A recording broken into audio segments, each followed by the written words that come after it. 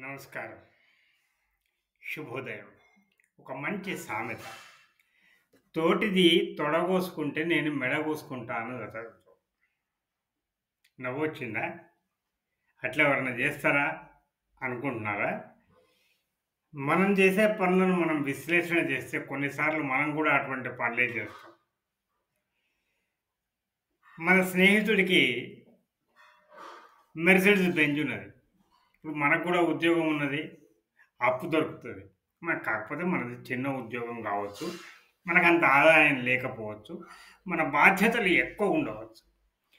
వాడు మెర్సిడీస్ కొనడని నేను ఫెరారీ తీసుకుంటే, నా జీతం రూ. 1,00,000 దానికే రూ. 60,000 ఈఎంఐ కట్టుకుంటూ పోయి, దాని మెయింటెనెన్సు, దానికి కావాల్సినటువంటి పెట్రోలు లేక డీజిలు ఇవన్నీ వీటి యొక్క ఖర్చు, దాన్ని మెయింటైన్ చేసే ఖర్చు మనకెంత పడుతుంది? తడిసి మోపెడు కాదా?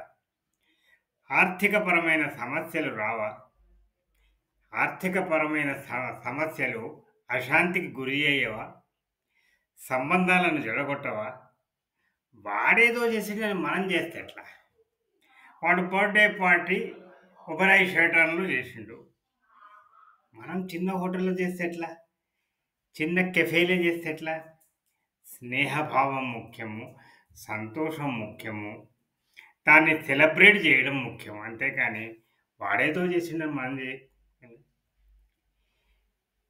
వాడు రూ. 10,000 సూటు వేసుకున్నాడు. మనం వేసుకోకపోతే ఎట్లా? అందరు అటువంటి వాళ్ళే ఉంటారు అక్కడ. సో ఇటువంటి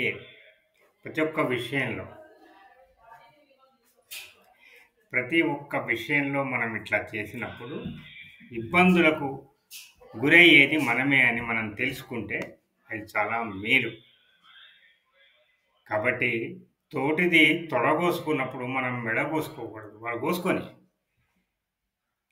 మన యొక్క జాగ్రత్త, మన ఆలోచన, మన విచక్షణ, మన ఆదాయ వ్యయాలు, ఉన్న వసతులు, మన బాధ్యతలు ఇవన్నీ దృష్టిలో ఉంచుకొని మన కార్యక్రమాలను మనము నడిపించాలి.